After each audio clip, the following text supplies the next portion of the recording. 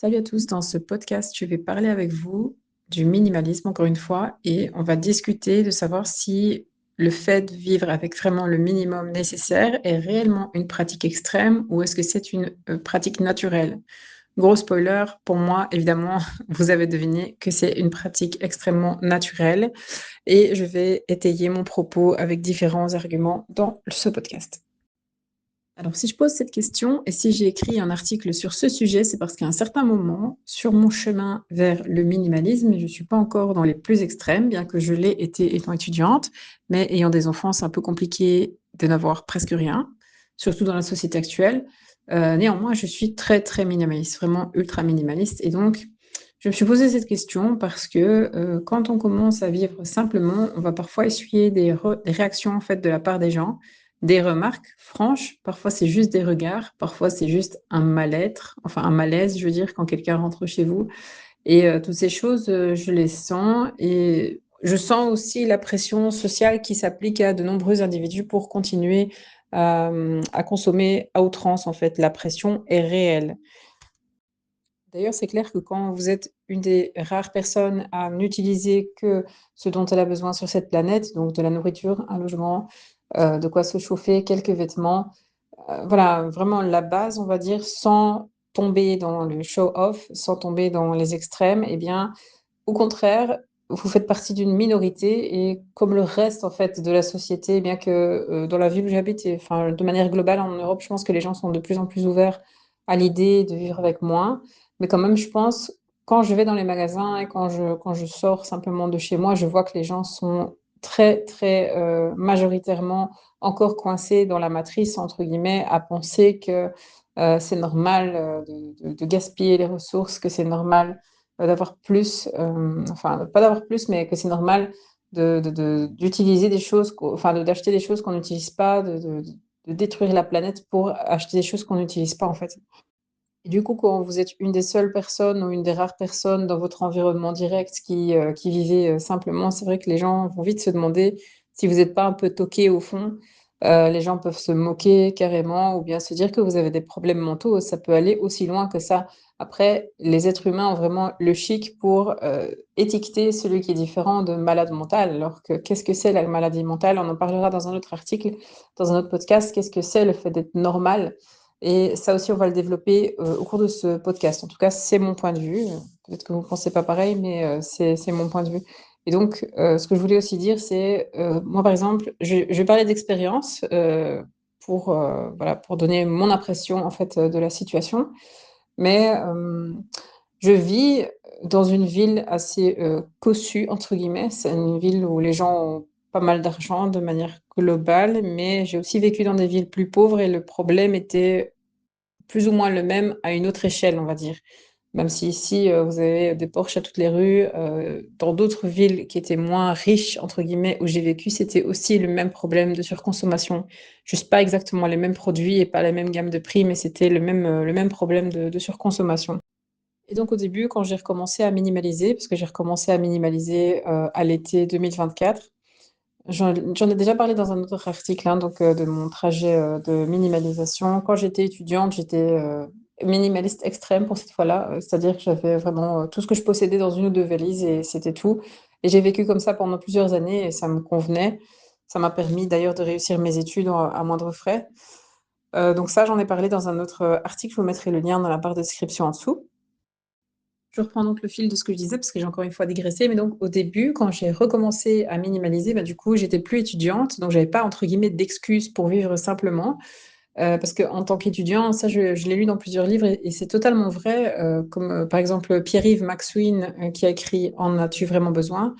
Il parle de la même chose, il dit que quand on est étudiant, on n'est pas des super gros consommateurs, en général, à moins d'être, voilà, d'avoir des parents qui aient beaucoup de moyens et d'avoir l'habitude, déjà d'acheter énormément de choses avec un argent que vous n'avez pas gagné. Mais je veux dire, ce qui me faisait plus peur au début quand j'ai recommencé à minimaliser, c'est que cette fois-là, donc, quand j'ai commencé il y a 2 ans, c'est que du coup, entre-temps, j'étais devenue, médecin et ça faisait déjà quelques années que je travaillais et donc du coup, les gens s'attendent à un certain, style de vie, à un certain un niveau de consommation qui soit entre guillemets «visible» par les autres parce que bien que je ne sois pas pauvre, je vis, très simplement donc personne ne pourrait se douter, en me voyant dans la rue que je suis médecin quoi donc au début j'ai eu un problème avec ça quoi, je j'avais peur que les gens se disent: «Oh regarde elle est médecin et elle est pauvre». Ça c'est vraiment, une peur qu'on peut avoir et effectivement les gens pensent comme ça parce que quand vous êtes entouré de gens qui sont surendettés et qui ont tous des grosses voitures à crédit, je précise, parce que voilà, tout le monde ne peut pas se payer, un SUV, BMW je sais pas combien ça coûte, 50 000, 60 000 €, je sais même pas combien ça coûte, mais je veux dire, je pense pas que, toutes les personnes qui roulent dans ce genre de SUV soient capables de le payer cash. Donc je pense qu'il y a une grosse, grosse proportion des gens qui vivent, voilà, qui roulent dans ce genre de voiture, à crédit et quand vous avez un environnement où la majorité des gens s'endettent pour avoir ce genre de produits, ce genre de biens de consommation qu'ils ne peuvent pas se permettre, eh beh, ils se disent, en fait, quand ils vous voient, vous, rouler en cacahuète de seconde main alors que vous avez un bon boulot et un bon revenu, ils se disent forcément: «Mais celle-là, c'est qu'elle est pauvre quelque part» ou vous voyez ce que je veux dire? Donc ça au début, ça m'a un peu freinée mais bon, freiner dans le sens, c'est pas pour ça que j'aurais arrêté de minimaliser, mais simplement, ça a provoqué un certain mal-être chez moi, un espèce de malaise, pardon. Et puis, aussi l'aspect, que je vois bien dans le regard de certaines personnes que genre, pourquoi est-ce que, il y a presque rien chez elles et il y a pas presque rien chez moi? Pour moi, maintenant, une fois que je suis, allée parce que j'ai fait un trajet où j'avais, finalement accumulé beaucoup de choses, réaccumulé beaucoup de choses, on va dire, depuis que j'ai commencé à travailler et voilà, j'étais tout doucement sortie du minimalisme. Je sais plus trop pourquoi, mais voilà. Je suis sortie du minimalisme et puis, à un moment, j'en ai eu marre et quand je suis re-rentrée, dans le minimalisme, j'ai fait un trajet qui m'a pris, 1 an, on va dire et je pense pas que c'est une bonne idée de bénir toutes vos affaires du jour au lendemain parce que ça demande quand même une certaine adaptation et l'adaptation n'est pas uniquement, par rapport à vous individuellement. L'adaptation, elle se fait aussi par rapport à la société. Maintenant, c'est vrai que, on est 2 ans plus tard et maintenant je m'en fiche pas mal de ce que les gens peuvent penser parce que le fait de n'avoir rien chez moi et encore une fois, je dis, je pour moi, je considère que je vis encore dans le luxe mais le fait de ne pas avoir beaucoup d'objets chez moi, ça m'a tellement simplifié la vie, ça m'a sorti du burn-out, ça m'a permis d'être moins fatiguée, ça m'a permis aussi d'avoir plus de temps à investir dans mon blog et dans mon podcast parce qu'évidemment, j'élève seule 2 enfants et je suis médecin généraliste presque à plein temps donc vous imaginez bien que, du battement sur le côté, j'en ai pas énormément et c'est en écrémant, en fait, en balançant, toutes les choses non essentielles que j'ai pu trouver du temps pour partager, pour faire les choses que j'aime vraiment faire, donc écrire des livres, écrire des articles et vous enregistrer des podcasts comme je suis en train de le faire maintenant. Et donc voilà, les réactions des gens, vont vous donner l'impression à un certain moment et c'est là que vous devez vraiment s tenir bon parce que je vous assure que enfin, peut-être que vous êtes déjà super minimaliste au moment où vous m'écoutez, hein, je vous connais pas, mais je veux dire que si vous êtes à un stade où vous sentez que la vie vous dépasse et que vous avez vraiment envie de simplifier votre vie, clairement, il va y avoir une phase comme ça où vous allez vous dire: «Est-ce que c'est moi qui cloche? Est-ce que c'est moi qui ai un souci ou est-ce que c'est le reste de la société qui a un souci?» et ça, on va le détailler dans le reste, de ce podcast. Et pour vous donner quelques anecdotes, j'ai eu des cas comme ça où c'était vraiment, je regrettais à la limite d'avoir invité quelqu'un chez moi parce que c'est le la situation était tellement cocasse. En fait, quand je vous dis que j'ai presque rien chez moi, j'ai quand même la base, hein. Je m'assieds pas sur le sol, je voilà, j'ai quand même, voilà, je suis dans un logement de location, donc c'est vrai qu'il y avait pas mal, de choses imbriquées dans les murs déjà. Je veux dire, il y a des étagères qui sont dans les murs, donc j'ai pas mes propres étagères. Il y avait un lampadaire qui était là, enfin, une espèce de lampe halogène, je l'ai laissé. Il y avait un frigo qui était intégré dans la cuisine, sinon, voilà, j'ai quand même deux trois meubles, c'est pas beaucoup, hein, mais voilà, j'ai une table de salon, une petite table de salon, j'ai une table, qui me sert à travailler, j'ai quelques chaises, quelques poufs dans le salon, un sofa que j'ai mis plus par gêne que par nécessité et qui d'ailleurs me dérange parce qu'il est tellement lourd, même s'il est démontable et transportable par moi-même toute seule dans ma voiture, mais je trouve quand même qu'il est vachement lourd et personne ne l'aime en gros, personne ne s'assied dessus. Et pourquoi est-ce que je l'ai acheté? C'est au cas où des gens viendraient chez moi et me jugeraient parce que je suis minimaliste, donc en fait, je pourrais très bien m'en débarrasser, pardon. Mais donc, bien que moi, m'étant habituée à mon niveau de minimalisme assez relativement poussé, c'est sûr que, je pense que ça peut faire un choc à des gens qui sont à fond dans la surconsommation comme la plupart des gens en occident. J'ai comme ça eu une occasion où, je sais pas, j'avais invité un enfant à jouer avec mon fils voilà, pour son anniversaire. Et en fait, la maman était restée, c'était la première fois qu'il venait chez nous. Et le malaise était vraiment palpable, quoi. Je veux dire, pourtant, j'avais, voilà, comme je vous dis, j'avais ce fameux canapé là. La maison n'était pas vide, mais c'est vrai qu'elle était très aérée, on va dire. Il y avait vraiment pas grand-chose et j'ai vraiment senti le mal-être, enfin le malaise en fait. Je sais pas comment expliquer. Je voyais qu'elle restait crispée, elle me regardait un peu d'un air de dire, mais c'est ça un médecin? Enfin, je sais pas, je sentais vraiment ce genre d'énergie qui se dégageait d'elle. Je me suis sentie tellement mal à l'aise et puis je me suis dit, c'est vraiment dommage en fait que les gens soient pas capables, enfin que certaines personnes soient pas capables de passer outre le fait que vous vivez avec uniquement le nécessaire, parce qu'en soi, quand je regarde dans ma vie, progressivement, sur toute cette année que j'ai pris à désencombrer ma maison, finalement, à chaque fois, je donnais que des choses dont j'avais pas vraiment besoin. Donc, si je les ai données, ça veut dire que je les utilisais pas. Et en fait, s'il ne reste presque plus rien chez moi, c'est parce que je n'utilise presque plus rien. Parce que je n'utilise presque rien, pardon, pas presque plus rien, mais presque rien. Donc, je n'ai pas donné des choses que j'utilisais au quotidien. Et les choses que j'ai encore maintenant, les possessions que j'ai maintenant, ce sont les mêmes possessions que j'utilisais il y a 2 ans. Exactement les mêmes. J'ai presque rien acheté de neuf. Donc, tout ça pour dire que, au final, tout le reste, c'était juste du bruit, quoi. C'était juste de l'encombrement pour rien. Et en fait, ça me fait un petit peu bizarre que des gens ne soient pas capables de passer au-delà de ça. Mais après, si on n'a pas fait le trajet, le marketing fait tellement de travail pour nous mettre dans la tête qu'on a besoin de posséder des choses pour se faire valoir, que je peux comprendre que quelqu'un qui est à fond là-dedans et qui n'a jamais réfléchi à la question, que cette personne trouve bizarre de rentrer chez quelqu'un qui est presque un logement de moine, entre guillemets. Et c'est vrai que quand j'étais étudiante, on se moquait souvent de moi parce qu'on me disait: «Ouais, ta chambre, c'est vraiment une chambre de moine, tu rien». J'avais rien, mais j'étudiais tout le temps, je lisais beaucoup, je faisais du sport, enfin voilà, je regardais mes séries sur mon petit ordinateur portable, une vie normale d'étudiante, juste que j'avais pas plein de babioles qui servaient à rien, quoi.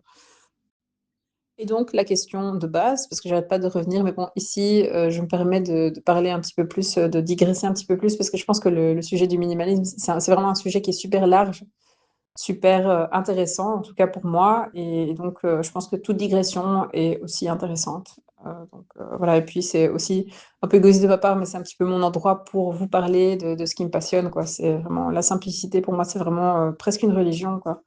Et donc voilà, la question, m'est venue, beh, le minimalisme est-il vraiment extrême? Est-ce que c'est vraiment ce que la société essaie de nous faire sentir que c'est?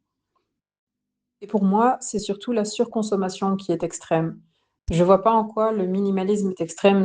Dans notre société, en fait, on a tendance à pointer du doigt, à montrer du doigt la personne qui est économe, la personne qui est raisonnable, la personne qui ne prend que ce dont elle a besoin.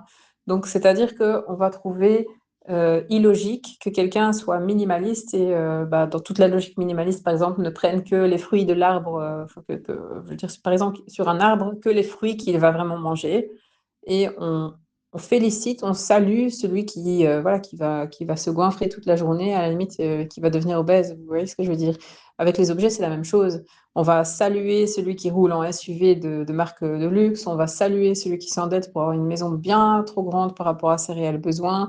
On va saluer celui qui a, je sais pas moi, des dizaines de paires de chaussures alors qu'on n'a que 2 pieds. On va saluer celui qui a je sais pas combien de vêtements. Alors que celui qui, n'a presque rien, en fait, c'est celui qui fait le moins de mal à la planète, mais celui-là, on va le pointer du doigt et on va lui faire sentir que toi, mon gars, tu pas normal. Personnellement, j'ai toujours eu une certaine fascination pour les minimalistes de l'extrême. Récemment, j'ai vu 2 chaînes, YouTube qui partageaient des vidéos sur ce sujet, Exploravor et Niels, Bohrmann. Et Niels Bohrmann était en train de souligner le fait que, avant, tout le monde était minimaliste extrême. C'est-à-dire qu'il y a, des dizaines, d'années ou peut-être une centaine d'années, les gens étaient minimalistes de manière automatique. Je me souviens encore de mon grand-père qui me parlait de ces 2 tenues, donc une tenue pour la semaine et une tenue pour le dimanche, de ces 2 paires de chaussures, et c'était comme ça toute l'année. Il me parlait du fait qu'il y avait pas l'eau courante, il fallait aller, chercher de l'eau au puits, c'était pas très loin de la maison, mais quand même, il fallait sortir pour aller chercher de l'eau au puits. Il y avait pas de voiture, enfin voilà, c'est tout le monde prenait le train, donc c'était en commun, voilà, au niveau des ressources, c'était géré de manière bien plus logique et bien plus durable, et tout le monde possédait peu. Enfin, il y a toujours eu des riches, hein, il y a toujours eu des gens qui possédaient plus que d'autres, Mais quand je parle de la majorité de la population, maintenant qu'on regarde la majorité de la population en Occident, on a tous accès à une abondance incroyable. Alors, dans le prochain point, j'aimerais réfléchir sur le fait de savoir qui est vraiment extrême. Est-ce que le minimaliste est plus extrême que le personnage avide? On va se comparer plusieurs situations.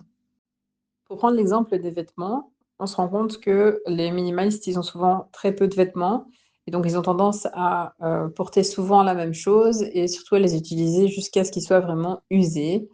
Et donc finalement, le résultat, c'est qu'ils utilisent souvent moins d'eau, moins de lessive, ils polluent moins et ils utilisent aussi moins de ressources du fait qu'ils vont souvent acheter des vêtements de deuxième main ou juste une quantité vraiment minime de vêtements. Ça va limiter la pollution liée à la fabrication aussi des vêtements puisque ça, c'est une source de pollution des cours d'eau incroyable, ainsi que de problèmes de santé dans les populations qui les fabriquent ou qui vivent aux alentours des usines de vêtements dans certains pays.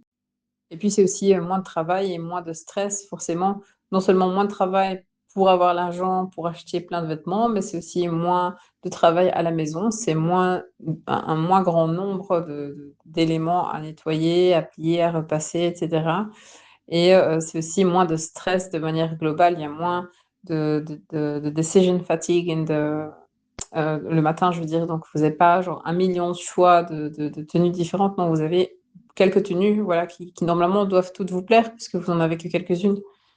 Et puis quand on prend l'inverse, on voit par exemple, je sais pas, je vais vous parler de quelques anecdotes. Par exemple, je connaissais une fille, enfin, je connais plusieurs filles qui font ça en réalité. Je connais une femme par exemple, eh bien, toutes les semaines, elle a des ongles de couleurs différentes, mais c'est pas du vernis, s'il vous plaît, c'est des ongles en résine. Chaque semaine, elle change de fossile et puis, je l'ai jamais vue 2 fois mettre la même tenue de vêtements alors que je la vois tous les jours à l'entrée de l'école. Donc vous imaginez un petit peu le nombre de tenues qu'elle doit avoir si je fais juste une estimation grossière. On va dire que je la vois pas le week-end, donc 5 jours par semaine et peut-être, allez 2 mois de vacances, 3 mois de vacances par an. Ce qui nous fait 9 fois 20, donc ça fait 180. 180 tenues, c'est énorme. 180 tenues, 180 pulls, 180 pantalons, parce qu'elle généralement des pulls de pantalons, c'est énorme. Je n'ose même pas imaginer comment son armoire doit être bourrée à craquer et ça continue en fait, parce que d'une année à l'autre, c'est pas non plus les mêmes vêtements. Après, j'imagine que comme c'est du fast fashion, d'une année à l'autre, les vêtements ne tiennent pas le coup et je pense qu'elle continue à racheter des nouveaux habits sûrement pour remplacer ça, mais je veux dire, en quoi c'est logique, d'acheter, des centaines de vêtements, quoi? J'avais aussi une amie qui faisait la même chose et qui, voilà, qui achetait des tonnes et des tonnes de vêtements et c'était toujours, enfin presque toujours du synthétique et de la mauvaise qualité, avec toutes les conséquences que ça peut avoir pour l'environnement, pour la santé des humains et pour sa santé à elle aussi. Le prochain point, le prochain argument, c'est la nourriture et l'eau. Donc, quand j'ai recommencé à minimaliser, en fait, je me suis rendu compte vraiment de la quantité de nourriture que je gaspillais, c'était juste incroyable et le fait que j'avais, par exemple, mis à disposition gratuitement par la ville un énorme bac de compost qui était, vidé, bah, voilà, gratuitement toutes les 2 semaines ou toutes les semaines même. Eh bien, ça ne poussait pas à réfléchir sur, le gaspillage, mais c'est vrai qu'en minimalisant, j'ai arrêté en fait de faire des grosses courses parce qu'avant je faisais, 1 fois tous les 10 jours, je faisais d'énormes courses, mais alors je gaspillais aussi énormément. Parce que forcément dans ces 10 jours, il y a toujours un moment où je devais aller au magasin chercher autre chose et puis je rachetais, de nouveaux aliments et généralement c'est les aliments qui étaient préparés, enfin les aliments tout faits quoi, qui étaient mangés en premier. Donc du coup les aliments frais passaient au second ordre et donc finalement ils finissaient par se faire, gaspiller. Et donc encore une fois, je pose la question de savoir c'est quoi qui est le plus, extrême dans ces situations? C'est-à-dire est-ce que c'est plus extrême, d'aller, tous les 2 jours au magasin, voire tous les jours et d'acheter à chaque fois de regarder ce qu'on a encore dans son frigo et d'acheter uniquement le nécessaire? Grâce à cette astuce, j'ai économisé énormément d'argent et surtout mon bac de compost se remplit bien moins vite. C'est-à-dire ça arrive encore de cuisiner des trop grosses quantités et cetera, mais je veux dire c'est quand même, beaucoup, beaucoup moins qu'avant parce qu'avant vraiment, niveau gaspillage et niveau, voilà, quantité de compost, bah, j'avais, un énorme saladier tous les jours. Ouais, sans exagérer, c'était vraiment catastrophique. Et allez, non seulement c'est catastrophique pour l'environnement, mais c'est aussi catastrophique pour le portefeuille de faire comme ça. Et donc j'ai vécu les 2 situations, en fait, où je faisais des grosses courses et que je stockais tout dans mon frigo. Maintenant, je n'ai même plus de congélateur, en fait, parce que finalement, le congélateur faisait en sorte que j'achetais encore plus de nourriture et je stockais et voilà, je j'oubliais certains aliments. Parfois, je ressortais des boîtes et ça m'arrivait parfois, de devoir vider le congélateur pour faire de la place, parce que j'avais oublié des boîtes congelées depuis, je sais pas combien de mois et finalement, il fallait que je jette le contenu, de ces boîtes. Puis je me disais: «Oh zut, si seulement j'avais seulement cuisiné ce dont j'avais besoin ce jour-là, ça aurait été beaucoup plus, économique, plus efficace, plus écologique». Enfin, j'aimerais vous parler du mobilier, donc des meubles.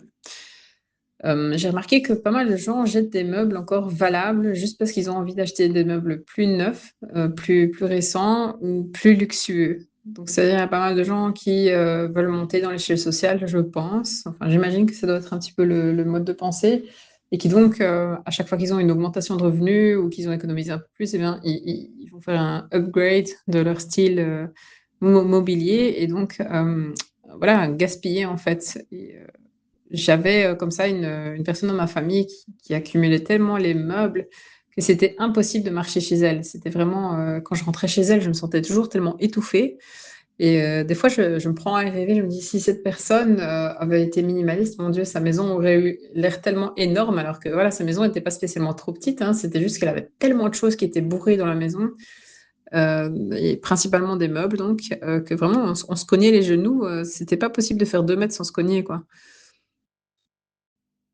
Et pourtant, c'est vrai que quand on y réfléchit, parfois on a tellement de meubles et on se demande bien à quoi ça peut servir, quoi. Je veux dire, à un moment, il y a 2 ans, quand j'ai recommencé à minimaliser et bien, je me suis rendu compte que j'avais 5 ou 6 tables chez moi et finalement, je me suis dit: «Mais je peux m'asseoir sur une seule chaise à la fois, ça sert à rien d'avoir 6 tables dans ton appartement, quoi. À quoi ça sert une table de bureau, une table, à manger, une table de salon, un bureau dans chaque chambre encore?»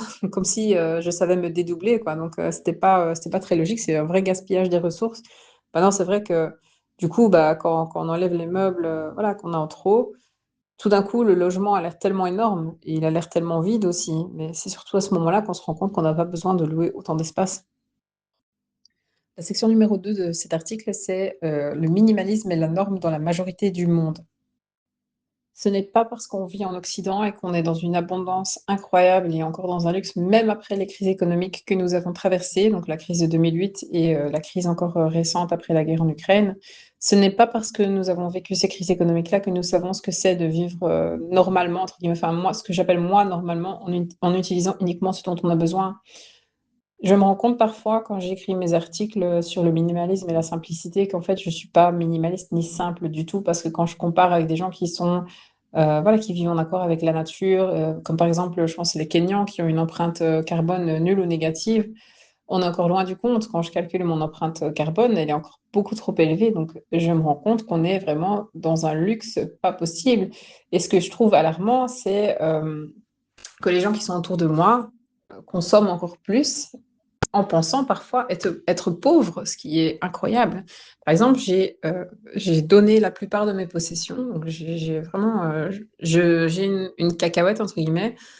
Je pense que si je ne compte pas, les 3 lits qu'on a et le sofa que je peux aussi mettre dans ma «cacahuète» entre guillemets, je pense qu'avec 2 trajets, j'ai tout déplacé. Peut-être même pas 2 trajets, peut-être un seul trajet. Hein, donc parce que j'ai voilà. Enfin bref, je vous en parlerai dans un autre article, mais après avoir très fort minimalisé, je me suis rendu compte que, bah, on a toujours des objets luxueux. C'est-à-dire que j'écris quand même, mes articles et mes livres sur un ordinateur portable qui m'a presque rien coûté, parce que quelqu'un d'autre l'a fabriqué pour moi à moindre coût. Je lis mes livres sur une liseuse, je suis en train d'enregistrer ce podcast sur un téléphone portable, donc c'est pas rien. J'ai accès à un frigo, j'ai, du chauffage, j'ai, de l'eau courante, chaude, propre, potable. Tout ça, ce sont des luxes et les identifier comme luxe, ça permet de se rendre compte à quel point on vit dans l'abondance et justement, ce que je veux dire, c'est que le minimalisme est encore la norme dans un certain nombre, de pays dans le monde. Je dirais en fait que nous, on est vraiment plongés dans des systèmes, voilà, dans une société où, on est une minorité de la population mondiale, mais on consomme une majorité des ressources, de la planète. quand je dis Occident, je veux dire pas juste l'Europe, mais aussi les États-Unis, le Canada, le Japon, enfin les pays industrialisés, on n'est pas la majorité de la population mondiale et pourtant on consomme une proportion disproportionnée, on va dire, des ressources mondiales. Et comme nous, on grandit en fait dans ce microcosme, en fait, on a l'impression que c'est normal et on se jauge par rapport aux autres personnes qui nous entourent. Donc on est là dans la compétition, le matérialisme, qui en a le plus, voilà, et un certain égoïsme aussi. Alors que, on ne se rend pas compte que d'autres personnes, une grande partie de la population mondiale vit sans aucun confort. Il y a énormément de gens, des millions, des centaines de millions, je pense, de personnes sur cette planète qui n'ont même pas accès à des toilettes privées, quoi. Avoir ses propres toilettes.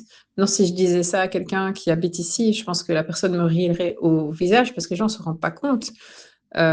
Toutes ces personnes qui n'ont pas accès à l'eau courante, des gens qui n'ont pas accès à de l'eau potable, simplement qui en sont rendus à boire de l'eau sale, c'est aussi une réalité, quoi. Nous, on a la voiture, on a la télévision, on a tout ce qu'il faut, on a des magasins à 10 minutes à pied, même si c'est pas à 10 minutes à pied, on peut prendre le bus ou on peut prendre la voiture, c'est à 10 minutes de voiture. Enfin bref, c'est vraiment, on est vraiment dans le luxe. Et malheureusement, le fait qu'on soit tous dans le luxe comme ça fait que la norme est définie en fonction de ça. Et donc, on est constamment soumis à une grosse pression sociale qui fait qu'on se sent vraiment parfois obligé de consommer. Pour donner quelques exemples, je ne sais pas moi, les fêtes pour enfants. Vous voyez, des fêtes pour enfants pour les anniversaires. J'ai remarqué que les parents vraiment surenchérissent en fait. Et puis il y en a un qui va organiser une fête dans tel parc d'attractions avec telle nourriture. Et puis le suivant, il fera encore plus gros. Et puis finalement, une fête d'enfant qui est juste faite pour qu'ils s'amusent en fait, va vous coûter des centaines d'euros. Alors que dans ma perception des choses, c'est pas censé être un énorme stress dans votre mois d'avoir une fête d'enfant. C'est juste une fête d'enfant. Vous voyez ce que je veux dire? Et puis les consommations. Dès que vous allez quelque part, il faut acheter des verres de boissons. Dès que vous allez quelque part, il faut toujours consommer quelque chose. Il faut toujours payer quelque chose. Et donc, je pense que le minimalisme n'est pas vraiment quelque chose d'extrême. Et je pense que c'est tellement on est en contact avec des gens qui ont perdu le contact avec la réalité qu'on a l'impression nous-mêmes d'être inappropriés alors que c'est pas du tout le cas. La troisième section de cet article, c'est le minimalisme était normal avant. Effectivement, quand on regarde le mode de vie des gens à différentes époques, et j'en ai déjà touché un mot quand j'ai parlé de mon grand-père un peu plus haut dans ce podcast, mais donc avant la Seconde Guerre mondiale, les gens étaient tous minimalistes. Les gens n'avaient pas de four chez eux, les gens allaient cuire leur pain dans un four public, par exemple. Hein, donc c'était vraiment... allez, les gens avaient très peu de choses, d'appareils, de vêtements, etc. Et je pense qu'à cette époque-là, enfin voilà, c'est quelqu'un qui allait cuire son pain dans un four public. Je pense pas que les gens se disaient ah oui celui-là il est vachement pauvre parce que tout le monde le faisait. Selon un article que j'ai trouvé en ligne, la consommation en termes de volume des Français aurait triplé entre 1959 et 2009. Et forcément, quand vous comparez avec le Moyen Âge, c'est sûr qu'il n'y a pas, enfin, il y a pas de comparaison possible, quoi. Et puis, avant, les gens vivaient aussi dans des plus petits logements. Vous pouvez trouver quelque part sur internet le nombre de mètres carrés en moyenne des logements en fonction de l'époque et en fonction du pays, et vous verrez qu'il y a vraiment une évolution vers des logements bien plus grands à l'heure actuelle. Et je pense qu'une des raisons, parce qu'on fait de moins en moins d'enfants, donc une des raisons d'avoir des logements de plus en plus grands, c'est la surconsommation et le fait de devoir entreposer tous les objets qu'on achète aussi. La section numéro 4 de ce podcast, c'est le fait que le minimalisme vous permet d'avoir un impact moindre sur vous-même et sur les autres, et aussi sur la planète de manière globale.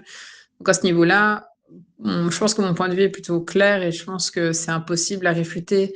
C'est que quand on consomme moins, on a voilà, moins de stress, moins de dépenses, on va moins manger en excès, on aura moins de surpoids, moins d'objets, donc c'est-à-dire moins de corvées, moins à nettoyer, moins à ranger, moins à entretenir. Et voilà, ça fait que vous consommez moins. Donc, du coup, si vous perdez votre boulot, c'est plus aussi grave. Donc, l'impact est moindre quand vous consommez moins sur vous-même, je veux dire. Et puis, l'impact quand vous êtes minimaliste sur les autres est aussi diminué. Et forcément, si vous achetez, je sais pas moi, si vous achetez par an un ou deux pulls, et je pense qu'il y a même des minimalistes pardon, qui consomment moins que ça, mais je veux dire, imaginez que vous achetez un ou deux pulls par an et que, voilà, si vous êtes vraiment assidu, vous les achetiez de seconde main, eh bien, s'il y a pas de comparaison possible, au niveau de l'impact sur les travailleurs, si vous achetiez, je sais pas moi, 20 pulls, et je pense qu'il y a des gens qui achètent vraiment beaucoup plus que 20 pulls par an, de fast fashion, par exemple. Donc, forcément, vous allez moins encourager les usines d'exploitation, en Asie et en Afrique. Puis forcément, vous savez, quand vous payez un objet presque gratuit, enfin voilà, vous payez un objet à un prix dérisoire, ou vous demandez parfois comment c'est possible d'acheter un pull à 2 euros, ben, c'est pas possible d'acheter un pull à 2 euros, sauf si quelqu'un d'autre le paie à votre place. Vous voyez ce que je veux dire? Le paye de sa vie, en fait.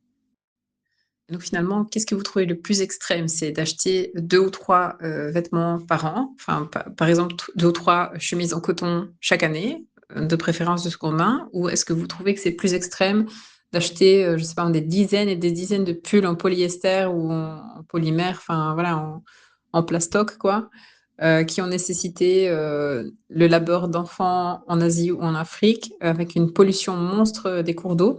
Pour moi, c'est évident que la première option est la moins extrême des 2, bien que, quelqu'un qui vit avec deux trois chemises, voilà, on va se dire que, voilà: «Pourquoi est-ce que tu n'achètes que ça alors que tu as un pouvoir d'achat?» Vous voyez ce que je veux dire? Le pouvoir d'achat, il a bon dos. Tu as un pouvoir d'achat, tu pourrais, voilà, mettre tous les vêtements que tu veux, regarder un peu dans les magazines, vous voyez ce que je veux dire? Récemment encore, je regardais un documentaire comme ça, je devrais retrouver vraiment, le nom, mais c'était un documentaire qui parlait de l'industrie, en fait, textile, et ça m'a vraiment, vraiment, vraiment, j'ai eu plusieurs moments du documentaire vraiment où j'étais en train de pleurer, j'avoue. Ça m'a vraiment fait mal de voir, déjà de un des gens qui mouraient, dans une usine quoi, qui étaient obligés, il y avait une des travailleuses comme ça qui avait été obligée d'aller travailler en ville, et en fait comme, je elle devait travailler je pense tellement d'heures qu'elle a dû laisser sa petite fille en arrière au village, avec ses parents, donc et elle avait les moyens de la voir qu'1 ou 2 fois par an. Je me suis vraiment mise à sa place, et tout ça pourquoi? Pour aller travailler dans une, voilà, dans une usine de textile, en ville, quoi, pour pouvoir gagner sa vie, simplement pour survivre. Et puis, à un certain moment du documentaire, on voyait comme ça, des gens qui fabriquaient donc ces fameux, voilà, vêtements toxiques, on va les appeler comme ça, hein, donc bourrés de produits chimiques. Et donc en fait, ce que ces employés faisaient, c'était en Inde ou au Bangladesh, je ne sais plus, au Bangladesh, je pense, mais bon, je pense que c'est le même problème un peu partout. Grosso modo, ils teignaient les vêtements et ils les plongeaient dans des vêtements, enfin dans des produits, chimiques pour les traiter, et finalement les eaux usées de cette usine partaient directement dans les cours d'eau. C'est catastrophique, vraiment, j'étais tellement choquée quand j'ai vu ça.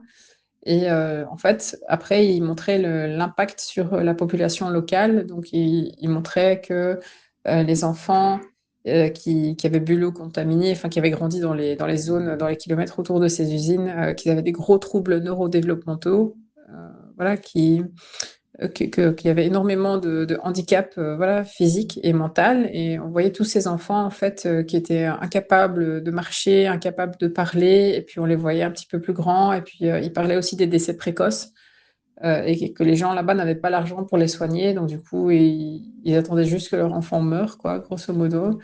Il y avait aussi des cas de cancer, et puis il y avait aussi, tous ces gens qui voilà, là-bas, les gens ont la peau, relativement brune, et ils avaient tous des taches, d'hypopigmentation, et je me suis dit: «Mais qu'est-ce qu'on fait?» Pas seulement à la nature, pas seulement à la planète, pas seulement, ici à nous, mais qu'est-ce qu'on leur fait à eux? Qu'est-ce qu'on leur fait à eux pour nous avoir des petits pulls à 2 euros? Et voilà, pour la question, c'est impossible d'avoir un pull à 2 euros si quelqu'un d'autre ne l'a pas payé pour vous, hein, je l'ai déjà dit. Mais qu'est-ce qu'on fait? On fait n'importe quoi. Ça, c'est extrême. Ça, c'est extrême. Avoir des gens, qui sont même pas capables d'avoir, de l'eau propre parce que, des occidentaux commandent des tonnes et des tonnes de pulls, toxiques. Bon après, OK, il y a aussi les entreprises qui vont s'implanter là-bas, il y a aussi les gouvernements qui peut-être ne font pas assez, mais je veux dire que nous, on commandite ça. Quand vous mettez votre argent, vous votez d'une certaine manière, donc est-ce que c'est vraiment extrême d'avoir acheté vos 3 chemises en coton, bio, voilà, sur l'année, ça vous aura coûté très peu, même si chaque, chemise est «chère» entre guillemets? Ou est-ce que c'est, pire, d'acheter des tonnes de chaussures en plastique, des tonnes de vêtements en plastique? Moi, je pense qu'il y a pas de comparaison, possible en soi. Et enfin, évidemment, quand vous consommez moins, vous avez moins d'impact, bah, voilà, sur la planète. Donc, vous mangez, vous achetez moins, vous émettez moins de CO2, vous fabriquez moins de déchets, surtout si vous buvez l'eau, du robinet, voilà, et encore un autre exemple, hein, pour le moment, je suis en train de lire le livre, No Impact Man de Colin Beavan et il parle en fait de la catastrophe des emballages plastiques. Et en fait, j'étais surprise de voir que c'était un livre qui avait été publié en 2009, parce que c'est très très d'actualité, il y a plein de gens qui parlent de ce livre, c'est pour ça que je l'ai acheté d'ailleurs. Et il dit en fait, c'est frappant, à un moment du bouquin, là où je suis arrivée, il dit c'est frappant de voir que quelque chose qui est censé être utilisé pendant quelques secondes ou quelques minutes et être jeté directement après, c'est surprenant de voir que cette chose-là est fabriquée dans un matériau qui est censé durer pour toujours. Et c'est vrai que c'est pas logique, quoi. Je veux dire, si vous savez que vous allez le jeter, ça devrait au moins être en papier, pas en plastique. Donc ça, c'est extrême. C'est extrêmement extrême. Je veux dire, polluer l'eau de boisson de millions de personnes, ça, c'est extrême. Acheter une chemise en coton, c'est du pipi de chat en comparaison. Vous voyez ce que je veux dire? Ramener son bocal en verre ou sa boîte en verre au magasin pour se faire servir en vrac, ça, c'est pas extrême du tout. Mais c'est juste que je pense que globalement, en Occident, on vit beaucoup trop dans notre bulle. Moi, je sais que j'ai eu comme ça des réactions. J'ai plusieurs fois essayé de faire du zéro déchet et je vais continuer sur cette voie parce que vraiment, je suis très en colère contre tout ce qui est plastique et tout ça. Je me souviens une fois avoir ramené mon contenant en verre. J'avais une boîte en verre type conserve, vous voyez, les boîtes rectangulaires de chez Ikea, et je la tends à la bouchère et je dis, est-ce que vous pouvez mettre, je sais pas, moi, je sais plus combien de grammes de poulet j'ai demandé, mais je lui ai demandé, est-ce que vous pouvez mettre ça dans la boîte, quoi. Et la femme, elle m'a toisé de haut en bas et elle a fait une moue vraiment dégoûtée. Elle a mis ma boîte sur sa balance et elle touchait la boîte comme si elle était radioactive, quoi, vraiment avec une moue de dégoût. Elle essayait de mettre la viande sans toucher sans toucher la boîte. Alors que si tu étais vraiment trop dégoûté, juste lave tes mains, quoi. Ou désinfecte tes mains, enfin peu importe. Enfin, je sais pas trop quelles sont les règles, mais bon, bref, elle avait l'air de trouver que ma solution était vraiment extrêmement dégueulasse, alors que en fait, quand on regarde sa solution à elle, qui était d'envoyer du plastique à la poubelle après quelques secondes d'utilisation, ben, c'était pas beaucoup mieux. J'ai eu ça, j'ai déjà eu des endroits où on m'a carrément refusé, donc c'était non. C'était non de chez non. Il y a 2 mois, je me suis ramenée avec un paquet. En fait, c'est mon problème à moi. Je veux dire, j'ai un sac en tissu. C'est vrai qu'à ce moment-là, je n'avais pas ma boîte en métal ou quoi pour mettre. Je voulais acheter un espèce de préparation, comment on appelle ça, un beurek. C'est un truc gras. Et je voulais en fait qu'elle le mette dans mon sachet en tissu, quoi, parce que de toute façon, j'habite pas loin de là. Et le sachet en tissu, je vais le laver de toute façon. Et voilà que la vendeuse a refusé de mettre le truc dans mon sac en tissu parce qu'elle me dit, oui, mais euh, c'est trop de travail pour vous, madame, ça va se salir et tout, après vous allez devoir le laver et tout, mais c'était mon problème. Moi, ça me gêne pas de le laver. Je veux pas balancer voilà, du papier résistant à la graisse. Vous savez, ces emballages qui étaient bourrés de PFAS encore il y a pas très longtemps, ou qui sont encore enfin, c'est encore le cas d'ailleurs, je pense, pour certains endroits. Donc voilà, encore une fois, voilà, qu'est-ce qui est extrême? Parce que la vendeuse, à ce moment-là, avait l'air de trouver que c'était extrême de ma part de me ramener avec mon sachet en tissu et de lui demander de mettre un truc dans un sachet en tissu. Voilà, elle trouvait ça vraiment. Je voyais bien dans sa façon de réagir qu'elle trouvait ça vraiment. C'était trop pour elle. Et moi, après, en comparaison, je me dis, mais allez, quand vous commencez à vous éduquer sur certains sujets et tout, je veux dire, quel est l'extrême d'utiliser un sachet en tissu qui peut-être sera un petit peu gras, mais je vais le laver avec du savon de Marseille sans polluer la planète et ce sera OK. En quoi c'est plus extrême que d'utiliser ton sachet à toi qui est bourré de PFAS et peu importe ce que je fais, ce sera horrible pour la planète. Donc ton sachet bourré de PFAS, soit je vais le mettre dans les papiers à recycler, ce qui va contaminer tous les papiers, qui va faire que le papier contaminé qui en ressortira sera contaminé par des PFAS, soit je l'enverrai à l'incarcinération et quand il se fera incarcinérer, eh bien, il va libérer des PFAS dans l'atmosphère. Donc je ne sais pas quel est le pire. Mais en tout cas, l'option du sachet en tissu qui serait un peu gras pendant quelques minutes me semble pas si extrême que ça. Tout ça pour dire que la notion d'extrême ou la notion de normalité, c'est vraiment relatif et je pense qu'on doit vraiment faire évoluer. les mentalités pour, voilà, pour ramener l'église au milieu du village et se rendre compte que les gars, on a perdu contact avec la réalité. Vraiment, on a perdu contact avec la réalité. Dernière section de ce podcast, je voulais souligner que quoi qu'il arrive, ne vous prenez pas trop le chou, c'est pas très grave. Si vous n'avez pas envie de posséder beaucoup de choses, eh bien ne possédez pas beaucoup de choses, lancez-vous. Moi, je me suis lancée et c'est vrai que je suis passée à travers le désert du jugement et le désert, voilà, des réactions malaisées, entre guillemets, mais maintenant, les gens qui viennent chez moi, ils savent que c'est comme ça et puis je m'en fous complètement parce que je sais que je peux me regarder dans la glace, vous voyez ce que je veux dire? Je peux me regarder dans le miroir sans avoir honte de ce que je fais et surtout, je trouve que ce qui est assez frappant, c'est que, bah, moi, je parle de l'Occident, je parle de l'Europe parce que c'est ce que je connais, j'ai grandi ici, mais on prend tellement les possessions au sérieux et à un moment, je me dis: «Mais lâche la grappe, enfin, lâche l'affaire, c'est pas si important que ça d'avoir des babioles, hein». Je veux dire, et posséder peu, c'est pas si grave non plus. Je voulais donner l'exemple, j'en parle dans mon article parce que je me base un peu sur mon article pour vous faire ce podcast.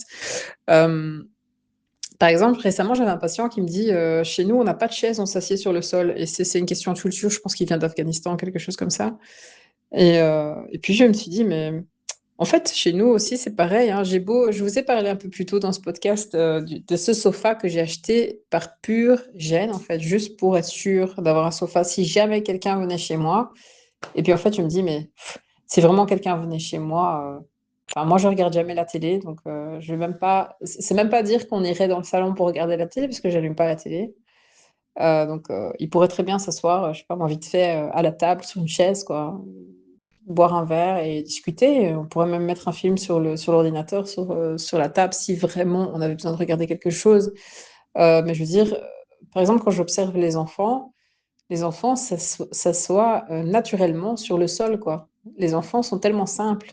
Ils s'assoient sur le sol, ils se couchent sur le sol, ils écrivent sur le sol, ils font tout sur le sol.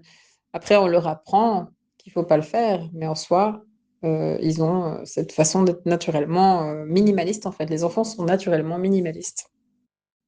Voilà, donc on arrive à la fin de ce podcast qui était un gros, blabla, une grosse, digression. Enfin, tout le podcast n'était que digression, mais voilà, à la fin, je m'en fiche un peu parce que pour moi, le minimalisme, c'est tellement important dans la vie et voilà, j'espère bien que si vous avez envie de simplifier votre vie, d'écouter, parfois mes enregistrements, ça peut peut-être vous motiver à vraiment, franchir le pas.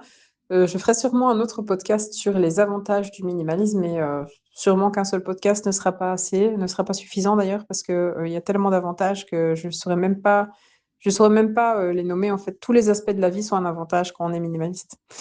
Voilà, donc j'espère que vous avez aimé, ce contenu, j'espère que ça vous intéresse et n'hésitez pas à faire des commentaires, à me dire, comment vous vivez, ce que vous pensez, du sujet. Si vous connaissez par exemple des livres ou des articles qui sont intéressants, postez-les aussi et voilà, vous pouvez aller sur mon site, j'ai mis, le lien pour l'article correspondant sur mon site dans la boîte de description, pardon. Vous pouvez, en bas de chaque article de mon site, vous abonner en mettant votre adresse email. C'est pas pour recevoir des pubs, c'est simplement pour, être notifié à chaque fois que je poste un nouvel article.